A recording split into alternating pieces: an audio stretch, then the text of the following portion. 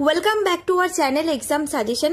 অষ্টম শ্রেণীর ইতিহাস দ্বিতীয় পর্যায়ক্রমে মূল্যায়নের একটা গুরুত্বপূর্ণ প্রশ্নপত্র উত্তর সহ ভিডিওটিতে তোমাদের সাথে আলোচনা করছি।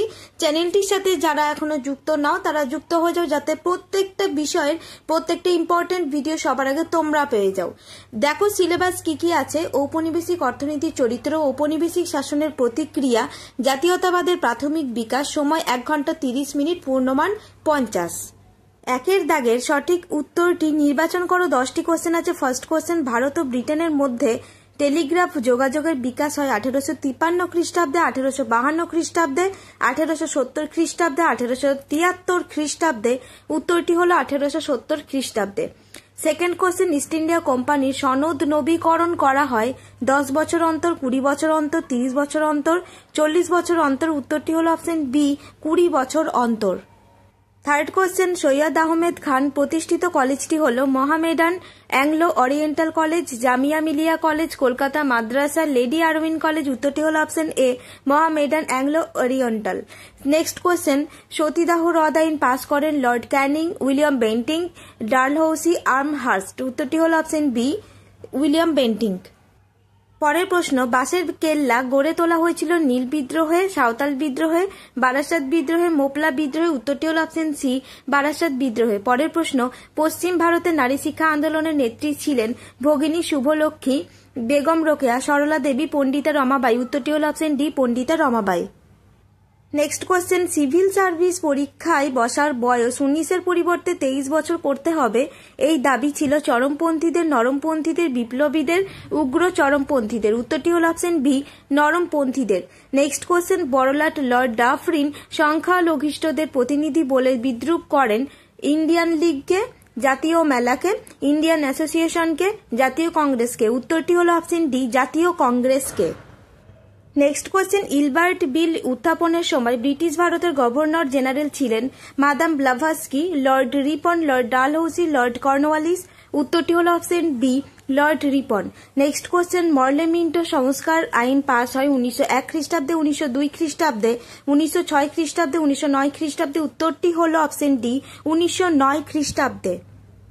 2-এর দাগের নিচের প্রশ্নগুলির উত্তর দাও। 10টি কোশ্চেন আছে, 1 নম্বর করে। ফার্স্ট কোশ্চেন, 10 সালা বন্দোবস্তের পরিবর্তিত রূপ হল চিরস্থায়ী বন্দোবস্ত, সত্য না মিথ্যা নির্বাচন করো। উত্তরটি হল সত্য।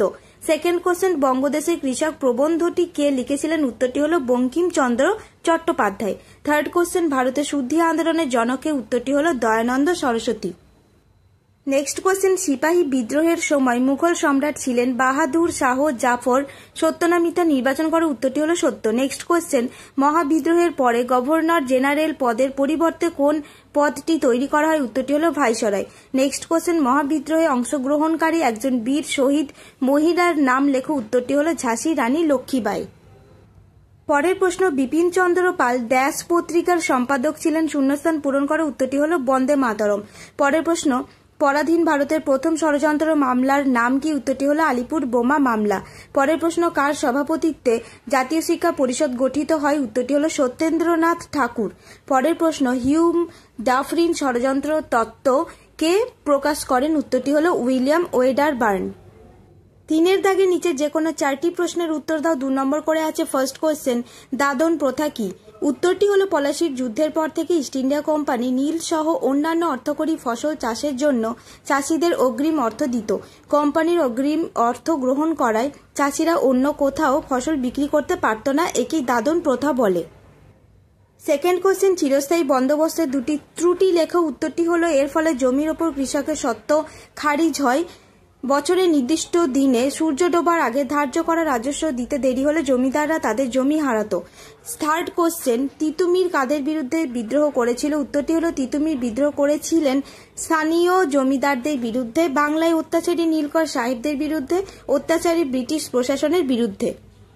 পরের প্রশ্ন, ঔপনিবেশিক সমাজে কাদের মধ্যবিত্ত ভদ্রলোক বলা হতো? উত্তরটি হল ঔপনিবেশিক সমাজে যারা শিক্ষিত সম্প্রদায় হিসেবে উচ্চস্তরের ছিল, যারা ইংরেজ শাসনের সমর্থক ও পৃষ্ঠপোষক ছিল, তাদের মধ্যবিত্ত ভদ্রলোক বলা হতো।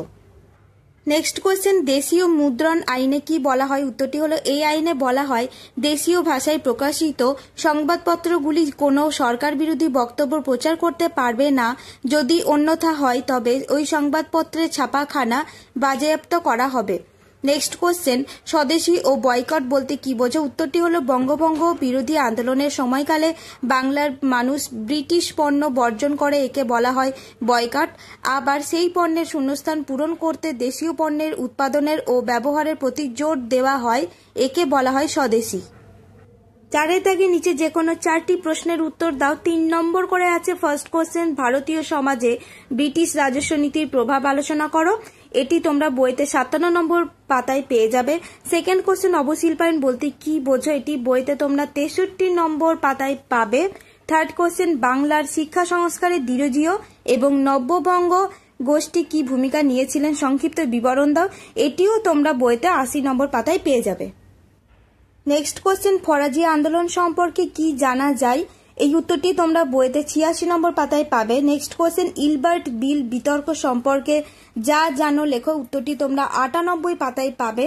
নেক্সট কোশ্চেন, জাতীয় কংগ্রেসের সুরাট অধিবেশনের গুরুত্ব লেখো। এই উত্তরটিও তোমরা বইতে 106 নম্বর পাতায় পেয়ে যাবে। 5এর দাগে নিচে যে কোনো 2টি প্রশ্নের উত্তর দাও। 5 নম্বর করে আছে ফার্স্ট কোশ্চেন, ভারতের রেলপথ স্থাপনে ইস্ট ইন্ডিয়া কোম্পানির উদ্দেশ্য লেখো। উত্তরটি তোমরা বইতে 67 থেকে 68 নম্বর পাতায় পেয়ে যাবে। সেকেন্ড কোশ্চেন, 1857 খ্রিস্টাব্দে বিদ্রোহ কিভাবে গণবিদ্রোহের রূপ নিয়েছিল? উত্তরটি তোমরা 87 নম্বর পৃষ্ঠায় পেয়ে যাবে। নেক্সট কোশ্চেন, স্বদেশী আন্দোলনের বাংলায় কিভাবে স্বদেশী শিল্পের বিকাশ হয়েছিল? উত্তরটি তোমরা 110 নম্বর পাতায় বইতেই পেয়ে যাবে।